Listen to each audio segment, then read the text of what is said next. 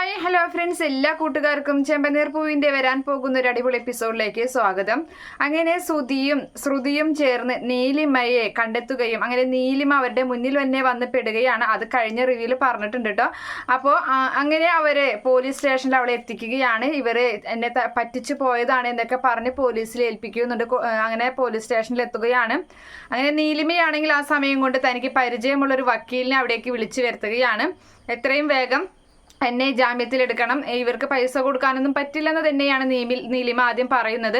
പക്ഷേ വക്കീൽ കാര്യങ്ങളൊക്കെ പറഞ്ഞ് മനസ്സിലാക്കുന്നുണ്ട്. ഇവരുടെ ഇതിന് നിന്നോ ഇല്ലെങ്കിൽ മേഡത്തിന് ഇനി നാട്ടിലോട്ടൊന്നും പോകാൻ പറ്റില്ല, ആകെ പ്രശ്നമാവും, കാനഡയിലേക്കൊന്നും ഇനി പോകാൻ പറ്റില്ല എന്നൊക്കെ പറഞ്ഞ് മനസ്സിലാക്കുന്നുണ്ട്. അങ്ങനെ കൊടുക്കാമെന്ന് സമ്മതിക്കുകയാണ്. പക്ഷേ 50 ലക്ഷമല്ല ശ്രുതി ആവശ്യപ്പെടുന്നത്, അതിൻ്റെ പലിശ അടക്കം ആവശ്യപ്പെടുകയാണ്. അങ്ങനെ അത് മുഴുവൻ കൊടുക്കേണ്ട ഒരു അവസ്ഥ നമ്മുടെ നീലിമയ്ക്ക് വരികയാണ്.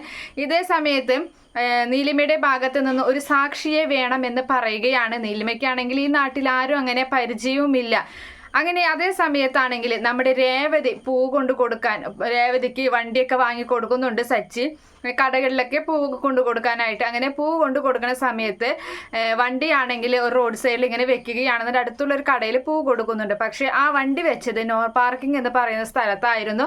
അവളത് ശ്രദ്ധിച്ച പോലുമില്ല. അപ്പോൾ അവിടുത്തെ ചേച്ചി ഇവളോട് പറയുന്നുണ്ട്, മോൾ കുറച്ച് നേരം എൻ്റെ കട ഒന്ന് നോക്കും, ഞാൻ ഇപ്പോൾ വരാമെന്ന് പറഞ്ഞ് അത്യാവശ്യമായിട്ടൊരു സ്ഥലം വരെ പോവുകയാണ്, അപ്പം തന്നെ വരാമെന്ന് പറഞ്ഞിട്ടാണ്. അപ്പോൾ അതുകൊണ്ട് തന്നെ ആ വണ്ടി കുറച്ച് നേരം ആ നോ പാർക്കിംഗ് ഏരിയയിൽ ഇരിക്കുകയാണ്. ഇത് കണ്ടുകൊണ്ട് വന്ന പോലീസ് ആണെങ്കിൽ അവളുടെ വണ്ടി പൊക്കി കൊണ്ടുപോയി പോലീസ് സ്റ്റേഷനിൽ ഇടുകയാണ്. തിരികെ വന്ന് വണ്ടി നോക്കുമ്പോൾ നമ്മുടെ രേവതി അന്തം വിട്ടു പോവുകയാണ്. അപ്പോൾ അടുത്തുള്ള ആരോ പറഞ്ഞു കൊടുക്കുന്നുണ്ട്, അത് പോലീസ് സ്റ്റേഷനിൽ പോലീസുകാർ എടുത്തുകൊണ്ട് പോയി എന്ന് പറയാണ്. കരഞ്ഞുകൊണ്ടാണെങ്കിലും രേവതി പോലീസ് സ്റ്റേഷനിൽ ഓടിയെത്തുകയാണ്. അപ്പോൾ വണ്ടിയെക്കുറിച്ച് ചോദിക്കുന്നുണ്ട്. അപ്പോൾ അവിടുത്തെ കോൺസ്റ്റബിൾ പറയാണ്, ഇത് ഇവിടുത്തെ ട്രാഫിക് പോലീസാണ് കൊണ്ടുവന്നത്, ഇനിയിപ്പോൾ ഞങ്ങൾക്കൊന്നും ചെയ്യാൻ പറ്റില്ല, അയ്യോ എൻ്റെ പൂവൊക്കെ അതിലിരിക്കുകയാണ്, എനിക്ക് അത് കൊണ്ട് വിറ്റില്ലെങ്കിൽ എൻ്റെ പൂ മുഴുവനും ചീഞ്ഞു പോകും, എനിക്ക് വലിയ നഷ്ടം സംഭവിക്കുമെന്നൊക്കെ, ഞാൻ അറിയാതെ വെച്ചതാണ്, ഞാൻ അത് അറിഞ്ഞില്ല, സോറി എന്നൊക്കെ പറയുന്നുണ്ടെങ്കിലും ആ പോലീസ് പറയണം, എന്നോട് പറഞ്ഞിട്ട് കാര്യമില്ല മോളെ, ഇവിടുത്തെ പോലീസ് തന്നെ വരണമെന്ന് പറയാണ്. അങ്ങനെ രേവതി സച്ചിയെ വിളിച്ചു വരുത്തുന്നുണ്ട് ആ പോലീസ് സ്റ്റേഷനിലേക്ക്.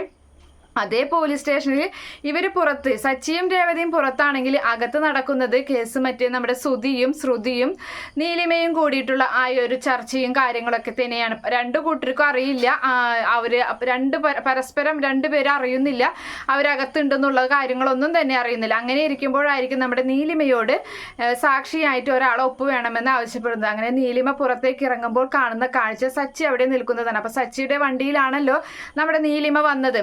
അങ്ങനെ ആ ഒരു പരിചയത്തിന്റെ പേരിൽ സച്ചിയോട് ഇതിലൊന്ന് ഒപ്പിടണം, എനിക്കൊരു അത്യാവശ്യ കാര്യമുള്ളതൊന്ന് സാക്ഷിയായിട്ട് ഒപ്പിടാൻ പറ്റുമോ എന്ന് ചോദിക്കുകയാണ്. അതിനെന്താ മേഡം, ഞാൻ ഇട്ട് തരാമെന്നും പറഞ്ഞ് സച്ചി ആ കടലാസിൽ ഒപ്പിട്ട് കൊടുക്കുകയാണ്. അങ്ങനെ ആ പ്രശ്നം അവിടെ സോൾവ് ആവുകയാണ്. പക്ഷേ സച്ചിക്ക് അപ്പോഴും അറിയില്ല തൻ്റെ അച്ഛൻ്റെ പണം മോഷ്ടിച്ചുകൊണ്ട് പോയത് ഇവളാണ്, ഈ നീലിമയാണ് എന്നുള്ളതൊന്നും അവൻ അറിയുന്നില്ല. അങ്ങനെ പൈസയൊക്കെ നമ്മുടെ ശ്രുതിക്ക് കിട്ടുകയാണ്. അവൾ വാങ്ങിയ പൈസയും അതുപോലെ തന്നെ പലിശയും ഒക്കെ കിട്ടുന്നുണ്ട്. ഇതേ സമയത്ത് അതിനു മുൻപായി തന്നെ ഇവിടെ നമ്മുടെ ട്രാഫിക് പോലീസ് വരികയും പോലീസിനോട് സംസാരിക്കുമ്പോൾ കാര്യങ്ങളൊക്കെ മനസ്സിലാവുകയും വണ്ടി വിട്ടുകൊടുക്കുകയും ചെയ്യുന്നുണ്ട് രേവതിക്ക്. അങ്ങനെ രേവതിയും സച്ചിയും ആദ്യം പോവുകയാണ്. അതിനുശേഷമാണ് അതിൻ്റെ ഉള്ളിൽ നിന്ന്, പോലീസ് സ്റ്റേഷൻ്റെ ഉള്ളിൽ നിന്ന് ശ്രുതിയും പുറത്തേക്ക് വരുന്നത്. അങ്ങനെ പരസ്പരം രണ്ടുപേരും അറിയുന്ന പോലുമില്ല. ശ്രുതിക്ക് ഇങ്ങനെ പൈസ കിട്ടിയെന്നും നമ്മുടെ സച്ചി ഒന്നും അറിയുന്നില്ല.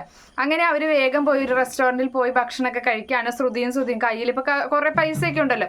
അങ്ങനെ ഭക്ഷണം കഴിച്ചുകൊണ്ടിരിക്കുമ്പോൾ ചോദിക്കുന്നുണ്ട് ശ്രുതി, ഇനിയിപ്പോൾ ഈ പൈസ കൊണ്ട് എന്താ പരിപാടി എന്ന് ചോദിക്കുമ്പോൾ, ഇത് അച്ഛൻ്റെ പൈസ ഇല്ല, ഇത് അച്ഛന് തിരികെ കൊടുക്കണമെന്ന് ശ്രുതി പറയുമ്പോൾ, നിങ്ങൾ ഇത്ര ബോധമില്ലാത്ത ബുദ്ധി ഇല്ലാത്തതായോ, നിങ്ങൾക്കല്ലേ കാനഡയിലേക്ക് പോകാൻ 14 ലക്ഷം രൂപ വേണ്ടത് ശ്രുതി, അപ്പം അതുകൊണ്ട് തന്നെ നിനക്ക് ആ പൈസ കൊടുത്തൂടെ എന്ന് ചോദിക്കുകയാണ്. അത് ശരിയാണല്ലേ പറഞ്ഞ പോലെ, അയ്യോ ഞാൻ അതിനെക്കുറിച്ച് ആലോചിച്ചില്ല എന്ന് പറഞ്ഞ് രണ്ടുപേരും വേഗം ആ കാനഡയിലേക്ക് പോകുന്ന ആ ഒരു ജോലിയുടെ ആവശ്യത്തിന് വേണ്ടി അവിടേക്ക് ചെല്ലുകയാണ്. എന്നിട്ട് 14 ലക്ഷം രൂപ കിട്ടി സാർ എന്ന് പറയുന്നുണ്ട്. അപ്പോൾ ആ സാറ് പറയുന്നുണ്ട്, സോറി നിങ്ങൾ വൈകിപ്പോയി എന്ന് പറയാണ്. ഇതിന് ആകെ ഒരു വേക്കൻസി മാത്രമേ ഉണ്ടായിരുന്നുള്ളൂ, ആ വേക്കൻസിയിലേക്ക് ആളെ എടുക്കുകയും ചെയ്തു, ആളിപ്പോൾ കാനഡയിൽ എത്തുകയും ചെയ്തു എന്ന് പറയുന്നുണ്ട്.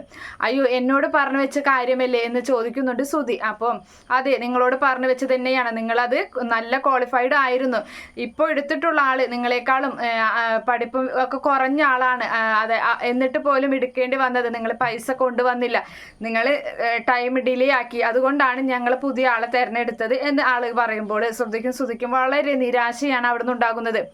അപ്പം ഇനി എന്തെങ്കിലും വേക്കൻസി ഉണ്ടെങ്കിൽ പറയൂ എന്ന് ശ്രുതി ചോദിക്കുമ്പോഴും ഇനി വേക്കൻസി ഉണ്ടാകും. പക്ഷേ ഇയാളുടെ വയസ്സ് ഈ മാസത്തോടു കൂടി തന്നെ ഇയാളുടെ വയസ്സ് അധികരിക്കുകയില്ലേ, അപ്പോൾ ആ വയസ്സ് കൂടി പോവുകയാണ്. അങ്ങനെ ഇനിയിപ്പോൾ കാനഡയിലേക്ക് എടുക്കാൻ പറ്റില്ല, കൊണ്ടുപോകാൻ പറ്റില്ല എന്ന് പറയുമ്പോൾ ആകെ വളരെ വിഷമത്തോടു കൂടി തന്നെ ആ ഒരു ഓഫീസിൽ നിന്ന് 2 പേരും പുറത്തേക്ക് ഇറങ്ങുകയാണ്.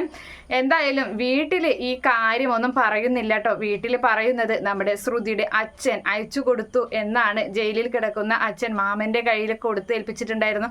അങ്ങനെ ആ വഴി കിട്ടിയതാണ്, ഈ വഴി കിട്ടിയതാണെന്നൊക്കെ പറഞ്ഞ് അങ്ങനെ ഒരു വിധത്തിൽ തടി തപ്പിക്കുന്നുണ്ട്. എന്തായാലും നമുക്ക് എന്താണ് സംഭവിക്കാൻ പോകുന്നതെന്നൊക്കെ അടുത്ത റിവ്യൂവിൽ പറയാട്ടോ. Okay friends, bye, thank U.